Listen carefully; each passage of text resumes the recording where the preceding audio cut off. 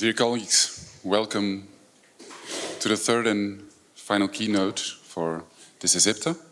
So it is my honor and pleasure to introduce to you Gert de Cooman, full professor at the Foundations Lab for Imprecise Probabilities at the Faculty of Engineering and Architecture of Ghent University in Belgium. Most of you know him already from his contributions to the community and the field.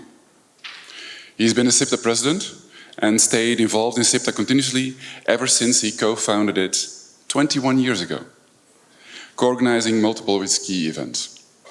He has showered us with papers, making progress in various subdomains of our broad field. For example, in ISIPTA prehistory, he made contributions to possibility theory and order theoretic views on uncertainty modeling. Since then, he has generally, but not uniquely, focused on behavioral models. He has worked on the theory of coherent low previsions. He has led by example using sets of desirable gambles and took up the challenge posed by choice functions. Next to work on uncertainty models themselves, he has also worked on what I could call applications, but it's mostly theoretic. For example, control theory, graphical models, stochastic processes, randomness, laws of large numbers, learning from data, sometimes missing, exchangeability, and symmetry and independence. So I'm quite likely to have missed a number of things, but you get the idea, a lot of different things. He hasn't worked on all these things in isolation. He's a highly valued collaborator and excellent supervisor, and I know this from experience. But Gert is not just a passionate and prolific researcher. He's also an enthusiastic, shaking a bit.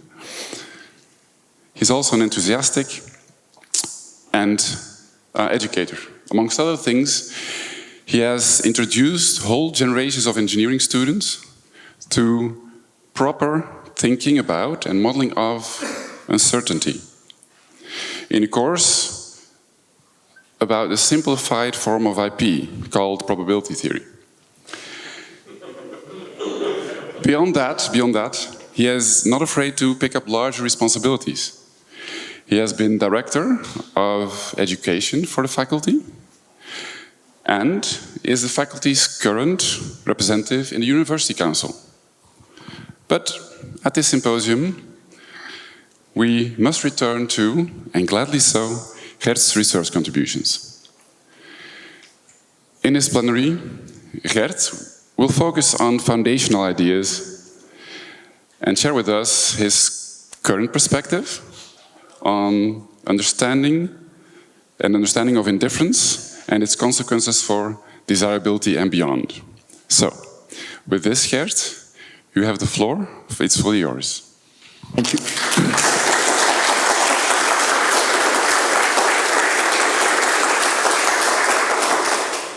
Thank you, Erik, for your very, very kind words. And thank you, organizers of this conference, for allowing me to talk about something that is very dear to me, a foundational aspect of our field. And of course, those of you who know me will know that then I will probably talk about desirability, because to me this is one of the foundational aspects of our field. And so I'm going to be talking about desirability, but perhaps not the desirability as you know it. But before I go on, and this thing escapes me, I need to, of course, acknowledge the pioneers in this field of desirability, Peter Williams, Peter Wally, and Teddy Zeidenfeld, upon whose work I've built and will be building today. Now, I will not talk probably about desirability as you know it. When I talk about desirability, you will probably think about gambles. Gambles are if you have an experiment and there is this the possibility space of that experiment, the space of outcomes of the experiment, then a gamble is just a map from that space to the real numbers, and it represents the reward, a reward function for taking gambles on the outcome of that experiment. That is one way to think of gambles. But it turns out that when we study desirability, we also need to be able to express preferences, not between gambles themselves, but between collections of gambles, in a way. Yeah? You will see an example of that later. And when we want to apply our theory to quantum mechanics, then in that case, we will not express preferences between gambles, but express preferences between measurements, between operators, between Hermitian operators. Yeah? And all of these things, very generally, are things that live in the linear space. So from now on, I will be talking not about gambles, but about options. And these options are abstract things that live in the linear space. So this linear space will be called the option space. And you, and by you, I mean our subject, our rational agent, is allowed to or encouraged to express preferences between these such options. And this preference relation is this little triangle here that you see here, and it expresses if U is triangle V, means that you strictly, and the strictly is important, strictly prefer option U over option V. And in most of the work in our field, these preference orders have a number of, satisfy a number of what we call rationality criteria. The first one is that this relation is a strict partial preorder. So that means that it is irreflexive. You cannot strictly prefer something to itself, which seems reasonable. And the second one is that it is transitive. And also transitivity is something that we usually associate with rationality of the preference. And then the second and the third of these criteria just express compatibility of the ordering, the preference ordering, with the vector addition and the positive scalar multiplication. So if I have a preference between two options, then adding the same vector to both sides preserves the preference. And if I have a preference between two options, then multiplying each of the two sides of the preference with the same strictly positive number preserves the preference. This is like an expression of the linear utility that we're working in, if you want. Yeah? And then there's a final thing, and that is an interesting one. It's also going to be important. There is a background ordering. There is an ordering that is always present, regardless of everything else that there is. We assume that there will be some background, some ordering, which is denoted by this curly greater than that you see here, and this is the background ordering. It's always there. And it must be respected in the sense that if an option is greater than another option in this background ordering, then you must also strictly prefer that this option. So it's there in the background, and you must always reflect it. This background ordering is completely determined by what we will call the cone of positive options. Those options that are strictly preferred to zero in the background. Yeah? And I will use this notation. It will come back now every now and then. Of course, in our field, what is really important is that this preference order, this little triangle here, is only partial. There's no totality in there. Yeah? So we allow for partial preferences or incomplete preferences. We allow for indecision, not preferring.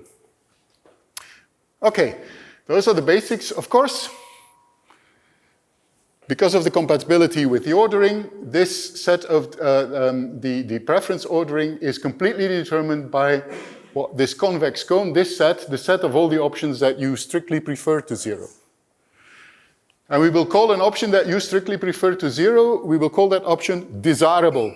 So a desirable option is an option that you strictly prefer to zero. And this set of all the options that are desirable to you, we will call it your set of desirable options. Yeah? This set completely determines the ordering, and the reason why is here. Yeah? If I start with u is better than v, then if I subtract v from both sides, I get to u minus v is better than 0, or otherwise u minus v is desirable. Yeah? So d completely determines the ordering and vice versa. They are mathematically equivalent objects. Yeah? And so this is the object that we will be interested in, this set of desirable options, the options that you strictly prefer to the zero option. And of course, the rationality criteria that we had for the preference ordering will now imply rationality criteria for the set of desirable options. And we call them, in this case, we call them coherence criteria. So the coherence criteria are, first of all, the strictness of the preference is reflected in the fact that you don't strictly prefer 0 over 0. So 0 is not in that set. The compatibility with respect to vector addition is reflected in the fact that the set is closed under addition of vectors. The compatibility with scalar multiplication of the preference ordering is reflected by the fact that the set is closed under positive scalar multiplication. And then the background ordering is, or the presence of the background ordering and the compatibility with the background ordering is reflected by the fact that positive gambles in the background ordering must also be desirable. So those are the 4 equivalent rationality criteria for desirability. And if a set of desirable options satisfies them, then we'll call it coherent. So a coherent set of options is one that satisfies these 4 criteria, and it will then be a convex cone. Why is it a convex cone? Because of D2 and D3. It's a convex cone that includes the positive cone and doesn't contain 0. So that is a characterization of a coherent set. What I'm not going to talk about here, but something that is also very important in the field, is that this notion of coherence allows for conservative inference. Yeah? This notion of coherence is very much like logical closure when you talk about propositions. So there's a big similarity between talking about deductive inference using propositions and reasoning under coherence, conservative reasoning under coherence using desirable things, desirable options. Yeah? So, but I'm not going to talk about that, but it is important in our field. To give you an example, to make things a bit more familiar, we will be looking at a special case of gambles. So the options are gambles now. Gambles are functions from a certain set, and the set in this case will be a set with 2 options. So I have an experiment with 2 possible outcomes, A and B. And gambles are just functions from this set to the real numbers, and therefore they're completely, a gamble F is completely determined by its value in A and its value in B, so 2 real numbers. So gambles can be represented in a 2-dimensional, these gambles can be represented in a 2-dimensional space, this 2-dimensional plane. So any gamble is just a point in this plane. And then if we look at what the criteria represent, the background ordering in this case will typically be what we call the ordering represented by weak dominance. So in this case, all the positive gambles in this, so my positive cone is this green area here. It includes the axes, but not 0, and it includes everything here. So the gambles that are non-negative everywhere and positive somewhere. Those are the background options, so they must definitely be in there for coherence. It follows that the gambles in this red zone cannot be in there. Why not? Because if I have a gamble in here, then minus that gamble will be in the green zone. If this gamble would be desirable, this one would also be desirable because it's in the green zone, and their sum, 0, would therefore also be in there, and that is forbidden. Yeah? So the red zone is also forbidden as a result of the axioms. Yeah? So that's one thing, and then it must be a convex cone, D2 and D3, so a desirable set, a set of desirable gambles in this case looks a bit like this if it's coherent. Yeah? So there's many like this, many of those sets. Okay.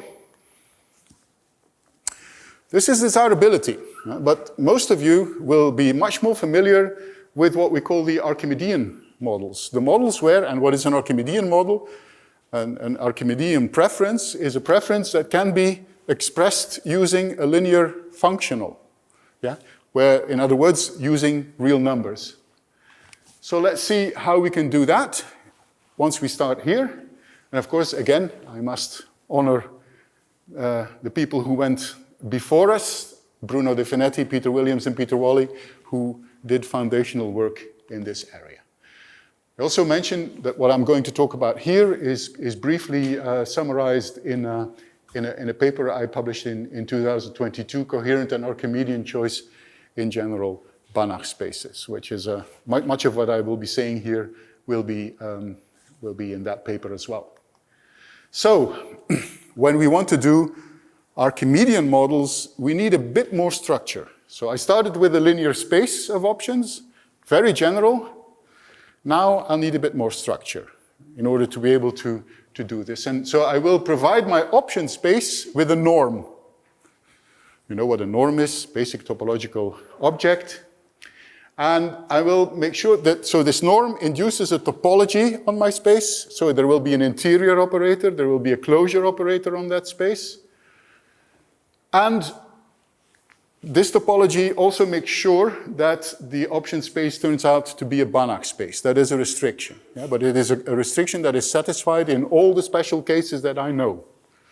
So it's not really restrictive in that respect.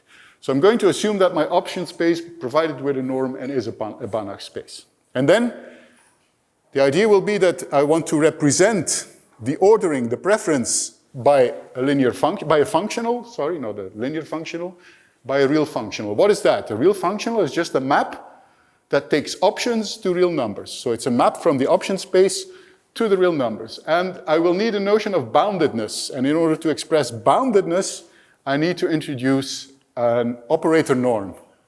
And the operator norm is defined in this way. I take the supremum over all non-zero options of what? Of the absolute value of this functional in the option u divided by the norm of u. And that thing must be bounded. That thing must be smaller than infinity. Yeah? That is something that we will need further on. There's one more thing we need, and that is we need a unit element in that space. We need something that we will call the unit. And it will suffice for what we do to take as a unit element something in the, this is the positive cone. Yeah? So I will take an element in that positive cone, but not just anywhere in the positive cone, it must be in the topological interior of that cone. So it cannot be on the boundary and it cannot be outside the cone. The reason for that will become clear. So any element in that interior will serve as a unit. We'll call it a unit.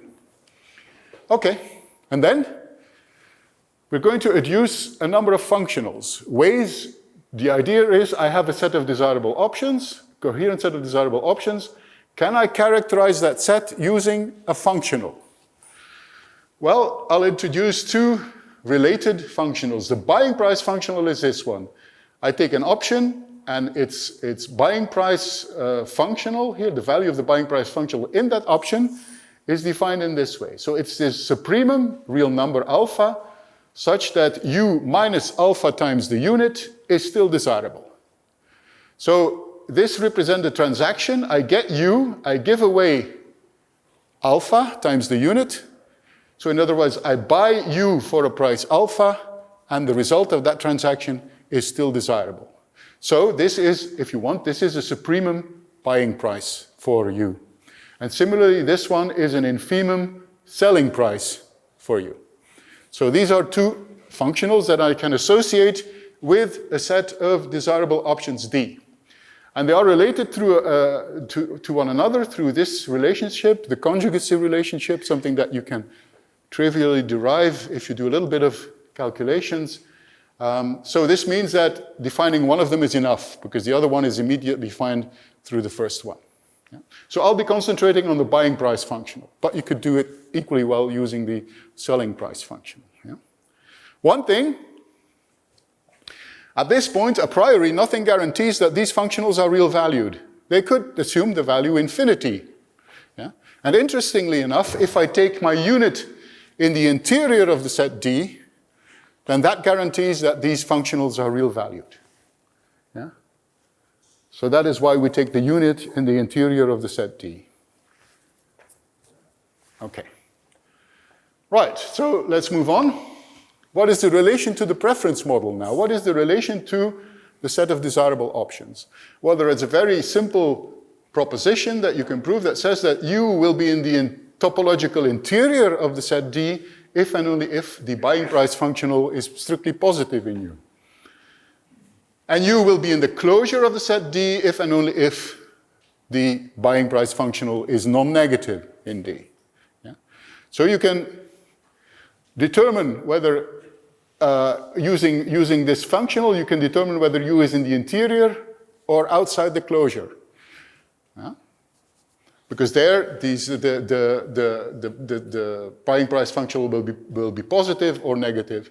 On the boundary of D, of this set, the buying price functional is 0. And this means that using the buying price functional alone, I cannot distinguish between elements on that boundary that belong to the set or don't belong to the set. So this means that this buying price functional gives us a lot of information about the set D, but not everything. Yeah? We cannot determine the behavior on the boundary. And this is why, so these are Archimedean models, these functional Archimedean models, but the set of desirable options are more informative than Archimedean models in that respect, because the behavior on the boundary will be different. Yeah? All right. I have buying price functionals, I have selling price functionals. What is the relationship of those functionals to notions that we know, such as expectation operators, lower previsions, upper previsions, coherent upper previsions, coherent lower previsions, coherent previsions in the sense of the Finetti? Well, let's define them. Let's see if we can get somewhere by using a simple argument that says, okay, I will call any real functional a coherent lower prevision if there is some coherent set of desirable options such that my functional is the associated buying price function. And I will call it a coherent upper prevision. Sorry, this must be upper here. There's a mistake here. This must be upper. If there is some coherent set of desirable options such that it is the selling price functional. And I will call it a coherent prevision if and only if there is a coherent set of desirable options such that it is at the same time the buying price functional and the selling price functional associated with that set of desirable options. So what we do here is we define coherence for functionals, for lower previsions, and upper previsions, and for previsions through the intervention of sets of desirable options. Can we do it directly? Can we get rid of these coherent sets of desirable options? Yes, we can. This is a characterization of coherence that does not refer to sets of desirable options directly. There are a number of axioms. You will recognize some of them, but not all, I think. So a functional is a coherent lower prevision if and only if it satisfies these 5 axioms. It must be super additive. It must be positively homogeneous or non-negatively homogeneous. It must be bounded. This is where the boundedness comes in. It must be bounded. It must be what I call constant additive. If I add a constant times the unit, then I can take that constant out of the operator. And it must respect the background ordering. Yeah? So if an option is greater than V in the background ordering, then the price must also be greater than the other price. Those 5 options guarantee that this functional is coherent as a lower prevision. Same thing for a coherent prevision, only a bit simpler. I must have a linear functional that is bounded, that is normalized, in the sense that the prevision of the unit is equal to 1, and that is non-negative. Yeah? So these 4 are actually very close to Bruno de Finetti's definition of a prevision, of a linear prevision or of a coherent prevision. He did it on Hilbert spaces. Here we do it on a Banach space. Yes, but this is very close to what he did. But we get to them through sets of desirable, coherent sets of desirable options. Okay? So that's what I wanted to tell you about the very basic stuff, the things that we all know in a sense, but in a bit more general and a bit more abstract. Yeah? Now I want to come to something that I think hasn't been done a lot or hasn't been talked about a lot in our field, and that is a notion of indifference. Yeah? And in order to I want to mention a paper that Erik and I and Philip Hermans published a few years ago, quite a few years ago already, that hasn't received much attention, I think, in the literature. It's this accept and reject statement-based uncertainty models. It's a paper I like very much. I'm very proud of this paper. Apparently, it hasn't been, people have not paid much attention to it, but I think that the attention that people pay to papers that I write is often inversely proportional to the pride I take in those papers. So that's a phenomenon that I have observed. But I still want to mention this paper because I think it's really interesting, and it is the foundation for much of what I'm going to talk about here. Okay, so besides the fact that you can express a preference, a strict preference between two options, we will now also allow you to express indifference between two options. And this indifference is expressed by this symbol here, this 3 horizontal bars. So U is indifferent to V expresses that you are indifferent between two options, U and V. And in the paper that I mentioned, we derive rationality criteria for this indifferent relation. I'm just going to mention them here. This relation, this indifference relation, is in fact an equivalence relation. So it's a kind of generalized equality. Yeah, it's reflexive, it's symmetric, and it is transitive. Basic mathematical notions. And it is compatible with vector addition, and it's compatible with scalar multiplication in this sense. So 3 basic requirements. In very much the same way as for strict preference, we can completely characterize this relationship by the set of all the options that are indifferent to 0 to you. And we will call those the indifferent options. And they constitute a linear space because of these axioms. This is a linear space, a linear subspace of the option space, and it characterizes all the elements that you are indifferent to that are indifferent to 0 for you. Yeah? We call this I, this curly I, we'll call it your set of indifferent gambles. And it's, in our example, in a 2-dimensional gamble space here, it could be this red line here. So this is a linear subspace, goes through 0. And so all the elements here on this red line are options, gambles that you identify with 0, that are 0, equivalent to 0 to you, to nothing. Yeah? Okay. So this is your set of indifferent options. So now we have 2 notions. Desirability expresses or characterizes a strict preference to the 0 option, and indifference characterizes or expresses an indifference or an equivalence to the 0 option. Now, how do these work together? How do desirability and indifference work together? Because now we've introduced them separately, but what is the relation between the two? Well, they are bound together by this inequality.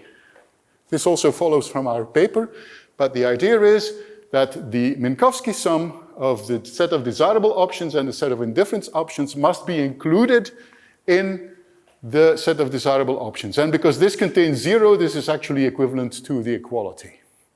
Yeah? So that is how they fit together.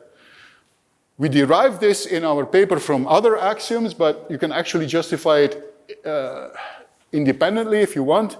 The idea is if I have an option and I add to that option an indifferent option, doing that will not affect the desirability status of that option. So if I have something that is desirable and I add something indifferent to it, then that is not going to affect the desirability of it. If it's not desirable, then adding something that is indifferent to it will not make it desirable. Yeah, it will remain undesirable. So that is the basic idea behind this inequality or equality, because that's equivalent. All right. Now, I haven't talked about coherence yet. We have a set of desirable options. When is that set of desirable options coherent? And when is this coherence compatible with the indifference? Yeah? Is it possible to have a set of desirable options that is at the same time compatible with a set of indifferent options and coherent? It's not obvious that this is the case, and there is a compatibility condition. There are compatible and coherent sets if and only if this condition is satisfied, and this condition is, in fact, involves the background cone. So the intersection of the background cone and the set of indifferent gambles must be empty. There must be no options that you prefer to 0 in the background and actually deem equivalent to 0. That is, would be a contradiction, and that also works in the mathematics. It works in the interpretation, and it also works in the mathematics. Right, so for instance here, what I've drawn here is something that is perfectly fine. I have my background cone, which does not include 0, and then the red line is my set of indifferent options. They do not intersect, so this means that there will be, in this particular case, there will be coherent sets of desirable options that are compatible with this set of indifferent options. Okay. Right. I told you that indifference is an equivalence relation. And when we think about equivalence relation, we think about equivalence classes. We think about partitioning the space into collections of things that are equivalent to each other. Yeah? Okay, so let's do that. Let's look at take an option U, pick any option U here, and let's look at all the options that are indifferent to it. Because we're working in a linear space, this is easy to express because it turns out to be the Minkowski sum of U and the linear space I. Yeah? So graphically, all the options that are indifferent to U are on this line, and it's a line that is parallel to the set I. So it's an affine subspace. It's affine because it doesn't go through the origin. It's an affine subspace that is parallel to the set I in this way. Yeah? So these are these equivalence classes. I'll denote them in this way. These are the equivalence classes of all the elements that are, in fact, indifferent to the option U. And now, and it seems, this is the crucial observation, and it seems so trivial that I'm almost afraid to show it to you, because a lot of what I will say will hinge on this triviality. The idea is if this is satisfied, if this condition is satisfied, then you can easily verify the following thing, that if an option is desirable, if and only if the entire equivalence class is desirable. Yeah? So this means that under indifference, desirability is a class property. In other words, in this figure here, what we have is I have this option space. It's partitioned into these equivalence classes. So in such a class, all the elements are equivalent to each other, are indifferent to each other. Yeah? So for instance, these are all the elements that are indifferent to U. These are all the elements that are indifferent to W. These are all the elements that are indifferent to 0. So this red one is my set of indifferent gambles. Yeah? But desirability follows the boundaries of these indifference classes. Yeah? They never cut across them. This is what saying desirability is a class property. If one element is desirable, then all the equivalent, all the indifferent ones that are indifferent to it must also be desirable, and vice versa. Now this is the idea behind something rather deep, something that we will see is rather deep. Look at this, and now we come to what I will call representation. Let's assume that there is another linear space, W. I will call it the representation space. And there is a map, and a map from U, from the original space to the representation space. And this map is linear. I will call it the representation operator. It's a linear map between these two linear spaces. And it has the following properties. All the elements, so this map is constant on the indifference classes. So all the elements of an indifference class are mapped to the same number, or to the same option here in the representing space. That's one thing. Yeah? Another thing is that it is unto. So there's not too many elements in this W. It's unto. It's surjective. That's another requirement. And a third requirement is that no two different equivalence classes can be mapped to the same one here. So it's kind of injective, it's kind of unto, but in the sense of equivalence classes. So two different equivalence classes cannot be mapped to the same element. This can be guaranteed by a very simple requirement, namely that this one here, the I, the indifferent option, this one must be mapped to 0 and nothing else. In other words, the kernel of this map, all the elements that are mapped to 0, that is the kernel. In linear algebra speak, that is the kernel of this map. the kernel must be exactly this set curly I. And then this situation is okay. And then what I'll say is this is representation. Again, it's almost trivial. Yeah? Oh. That went quickly. Right. So, what is a representation? I will call a representation is a representation space and a representation operator. Requirements are the representation space must be linear. The representation operator must be a linear operator. And it must be unto, so it must, the range of this operator must be the representation space, and it must be one-to-one in the sense that the kernel of this representation space, everything that is mapped to 0, is exactly this set of indifferent options. And then I have what I call a representation. And if I have a representation, then, well, let me skip this. The question is, do representations always exist? In finite dimensions, yes. They always exist. That is one of the fundamental, it's called the first fundamental theorem of homomorphisms in mathematics. It's a very important result from algebra. Yeah. It is the idea, the reasoning behind this is also the idea in linear algebra behind the rank nullity theorem.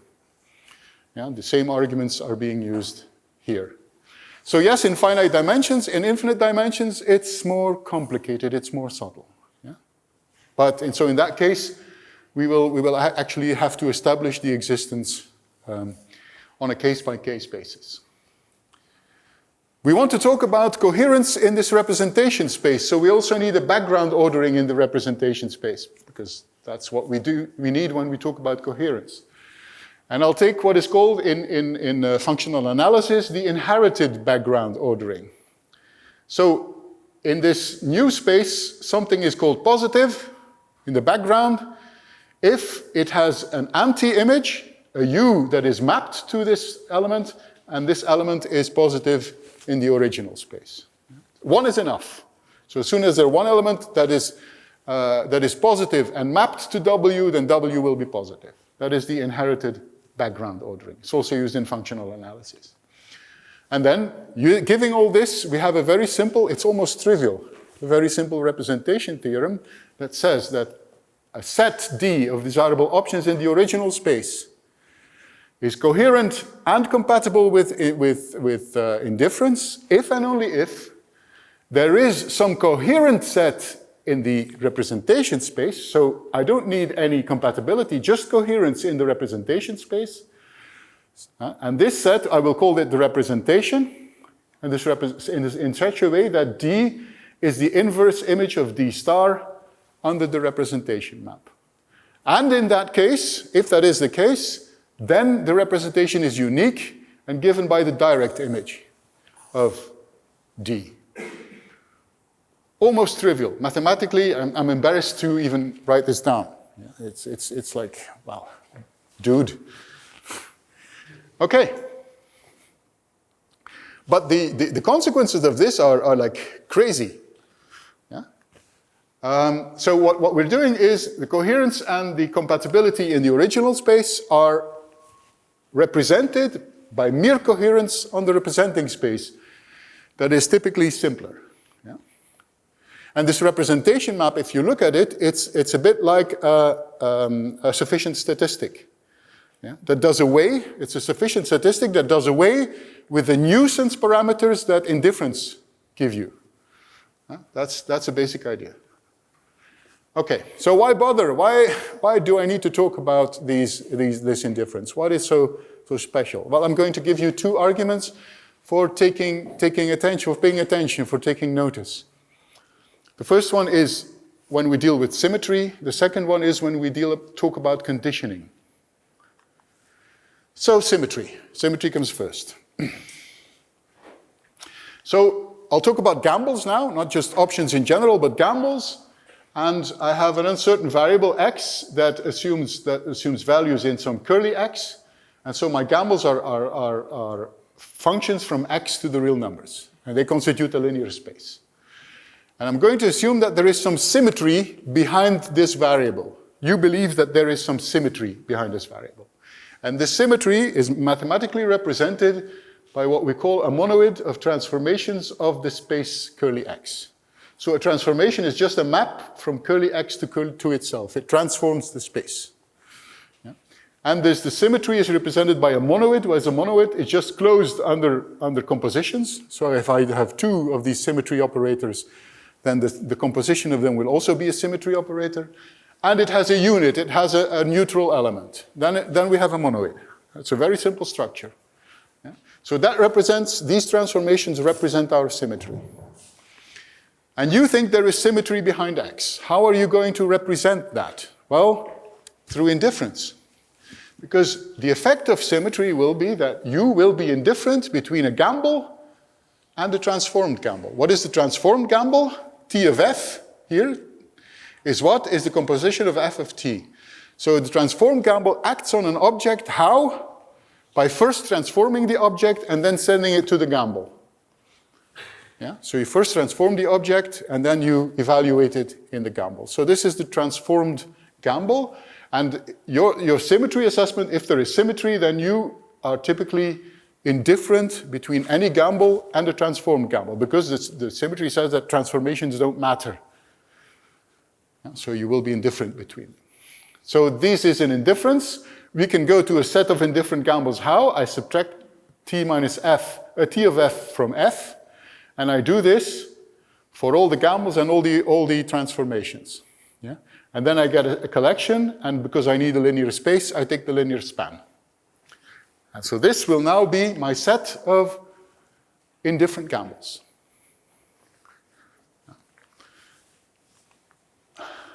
Is it consistent?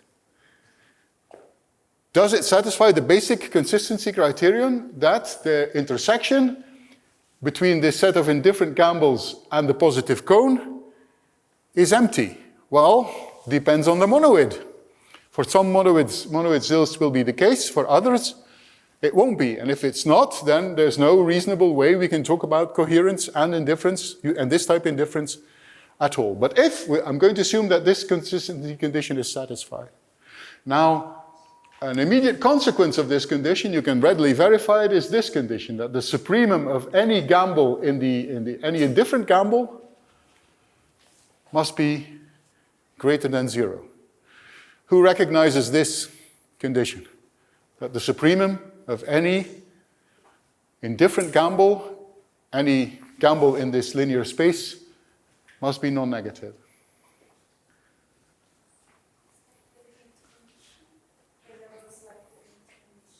The what there? Yes, it's a special case of the definitive condition of coherence, but it is the amenability condition of the monoid.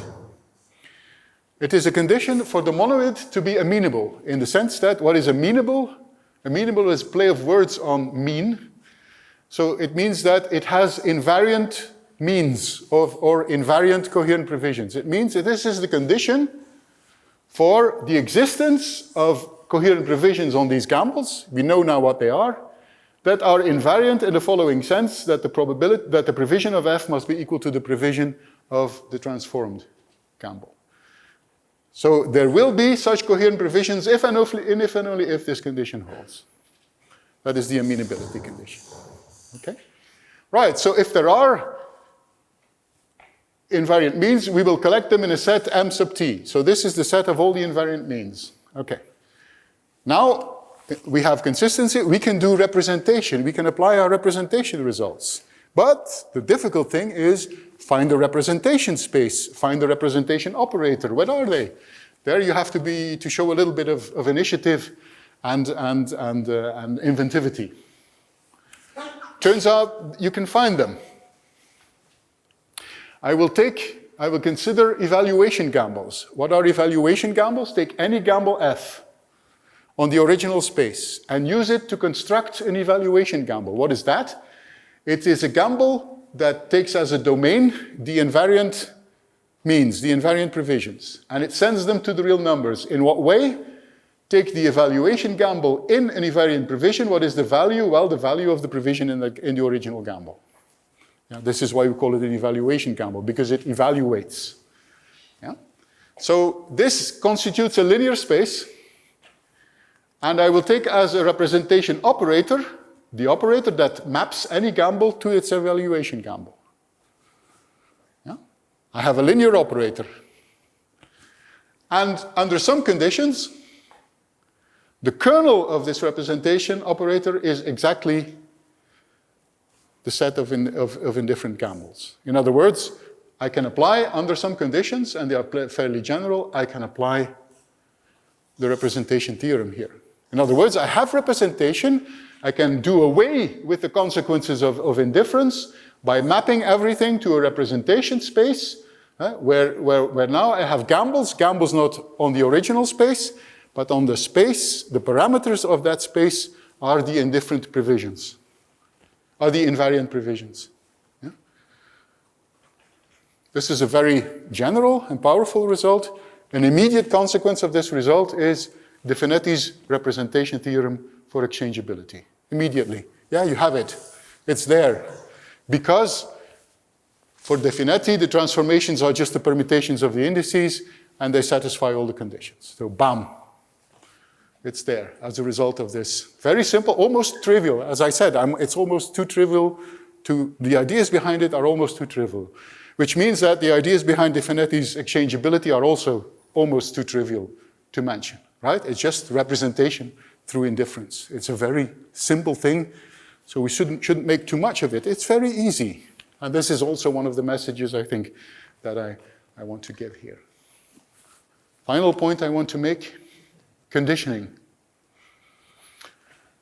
All right. We look at gambles, again, on a certain variable, a variable that assumes values in a set curly X. And you have some initial beliefs, and those initial beliefs are represented by a set of desirable options, a coherent set of desirable options, D. And then after that, you get new information in the form, an event A has occurred. We know that the outcome now is in A. No longer in the larger set, but in a subset, in a strict subset of that. So this is new information, and the question now is, how do I update my original set of desirable options, or gambles in this case, to include this information? Now, reflect a little bit on what the effect of this new information is. This new information can be represented through indifference. Why? Because after you learn that A is occurred, everything that happens outside A becomes irrelevant, because it's not going to happen anyway. So two gambles will be indifferent to you precisely when they coincide on A, because whatever they do outside A is of no consequence, because you know that the outcome is going to be in A, right? So that is an indifference relation, and the corresponding space, linear space of indifferent gambles is the space of all the gambles that are 0 on A. 0 on A is enough, because you know that whatever that outside A won't happen anyway. So 0 is equivalent to 0 on A to you, because of this knowledge that you have through the extra information that you have received. Yeah? This means that what happens outside A has now become irrelevant, in a sense. So you will have a representation space that is just the gambles on A, not on X. Not on X, but on A.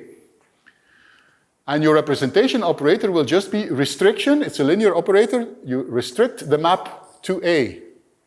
And that is your representation operator. But, there's a big but. The sanity condition isn't satisfied. The sanity condition that your set of indifferent gambles cannot intersect the space of the positive gambles is not satisfied. Why not? In other words, this means that there are no coherent models that are at the same time compatible with this indifference. There are no such models. Why? Let me give you this example. This example is positive, it's 0 on A, so this is the set A, this is the set X, this is the value axis. So this is a gamble that is 0 on A, but positive outside A. Yeah? It is a positive gamble. It weakly dominates 0. And it is also indifferent because it's a 0 on A. So this set, this gamble, is in this intersection. Damn. We can't use representation because representation can never work. Why can representation never work? Well, this gamble here will belong to any set of desirable options that is coherent on the original space. But it cannot belong to any set of desirable options on the representing space because there it's 0, and 0 can never be coherent in a coherent set. So this breaks representation. And of course, representation is broken because there are no coherent and compatible models. So what to do? Well, as always, interpretation comes to the rescue, I think. Since it is the original ordering, the original background ordering that ruins things for us on the original space, let's ignore that and go to the representing space. Yeah? And so what I'm going to do is I'm going to start with the set of desirable gambles that I had, and I'm going to look at gambles on the representing space in such a way that if I extend these gambles to the original space in such a way that they are 0 outside A, then that result is in D. And if that result is in D, then I will put G in this D conditioned on A. So this is conditioning, but on the representing space. This is coherent, and therefore, the inverse image under the representation map will be compatible. So I have the inverse image. What is it? It is the set of all the gambles such that the Koldov gamble is desirable. Now this is very close to what we do when we do conditioning in the sets of desirable gambles. But this set is compatible, but not coherent. It can't be coherent. Why isn't it coherent? Because the green gambles are not in there. Yeah? So put them there, right? Add them. Of course, now we lose compatibility. Yeah?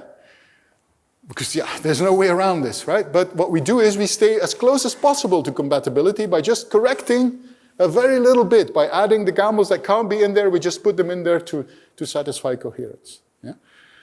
And that is, I think, a nice reason to also look at indifference to talk about conditioning. The same argument, by the way, works in quantum mechanics, where you have a conditioning operator that is Luder's conditioning, and you can do a very similar argument to derive Luder's conditioning using sets of desirable gambles and indifference from these arguments. And I think that's where I want to, that's where I want to end. And I hope there will be some questions, that at least I managed to leave some time for questions.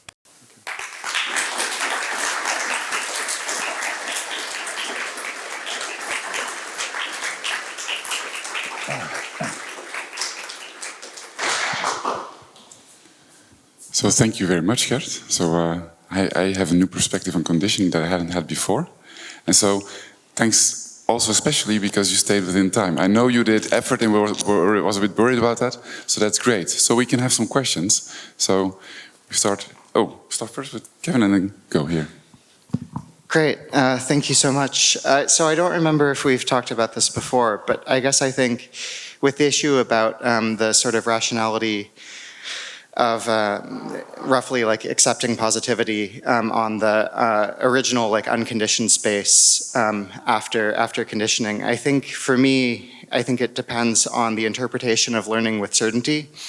So whether either you mean like learning that the complement is like impossible versus merely probability 0, because you might think, right, in the impossibility case, sure, you should absolutely be indifferent between the 0 and gambles that are only positive in virtue of the impossible thing. But you might think in the probability 0 case, there's still like a weak dominance argument. So that even if you think it's vanishingly unlikely, it's like there are cases where you get money and no cases where you lose money. So I was wondering if, like, you know, another option that you might have there is to say, actually you should, you could have like maybe in indifference in all of the cases where that's like not the only decisive factor, but I mean, I guess like basically like lexicographic. So ways of mending it such that it becomes, yeah. And I think that actually has like, you know, philosophically, I think that has like a reasonable interpretation depending on what you think learning with certainty is. I would agree. I just gave one way to mend it, sort of, but there may be other ways.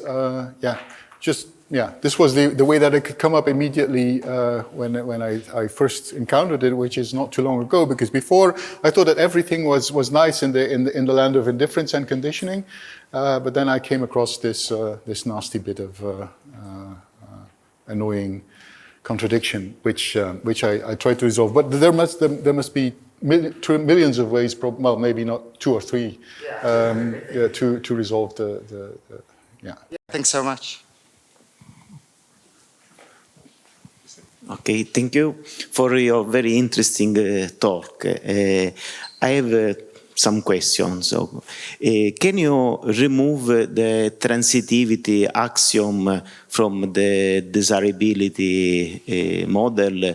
And if yes, what kind of incoherence you will obtain in that case? I don't know. This is I have no idea. I'm sorry. Yeah, no. Okay. I think because in some cases maybe people reason not in a transitivity model, even if we can say they are rational in some sense. Okay, this is It opens you make yourself open to money pump arguments, right? And I wouldn't want to be a subject to that. So I would, in fact, if I were, I would find that a pretty compelling. Yeah. But anyway, I don't know because I think it would lead to all kinds of mayhem. So I'm not really eager to investigate that. Yeah. The second one is, can you also represent the situation of partial exchangeability with your representation of Yes. that? Yes. Okay. Yes. So not only exchangeability, also partial exchangeability. Any kind of symmetry.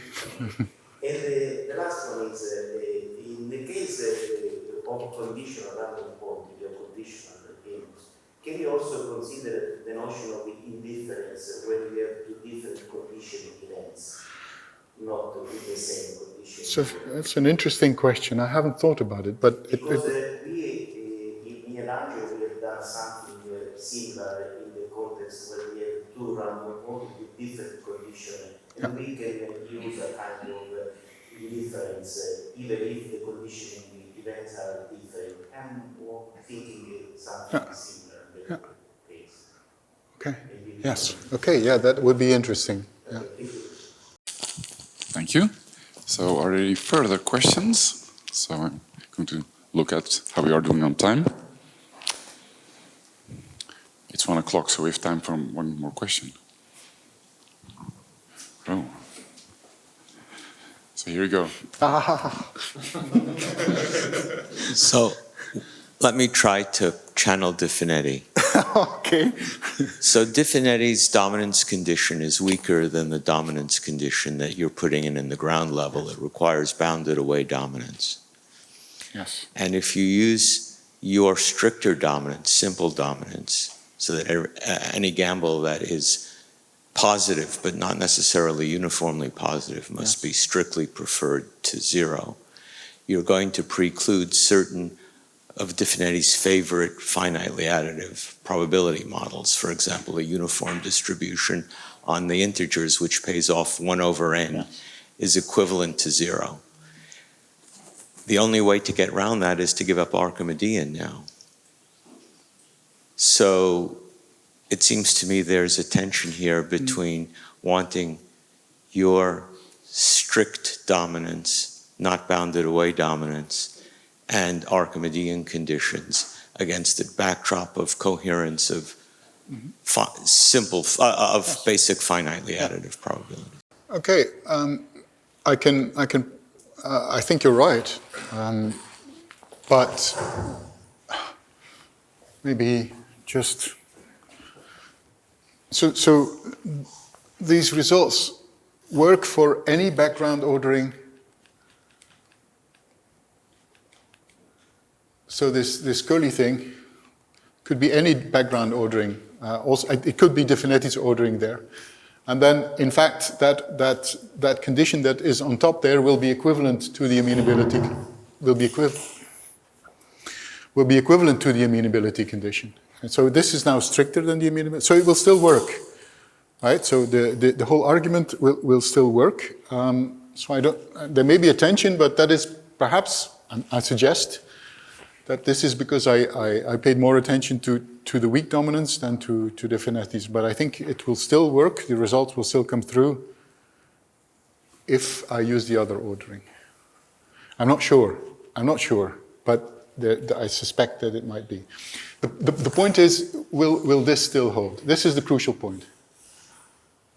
Will this still hold? But I see that you don't agree, but this is because I have a number of results in my, how I came to this result is I tried Definity. I'll try to stand still. Before coming to this proof, I tried Definity ordering as well, and I couldn't see any contradictions. So this is why I think that it might still work, but I may be wrong. I'm not going to be too confident. I need to investigate this further. But you will probably convince me that I'm wrong, but that's fine. Okay, so with that, let us close this session. Let us thank Gert again.